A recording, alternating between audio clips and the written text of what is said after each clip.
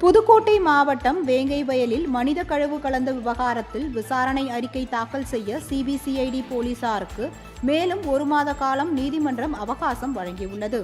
புதுக்கோட்டை மாவட்டம் வேங்கைவயல் கிராமத்தில் மேல்நிலை நீர்த்தேக்க தொட்டியில் மனித கழிவுகள் கலந்து விவகாரம் குறித்து சிபிசிஐடி போலீசார் 2 ஆண்டுகளாக விசாரணை நடத்தி வருகின்றனர்.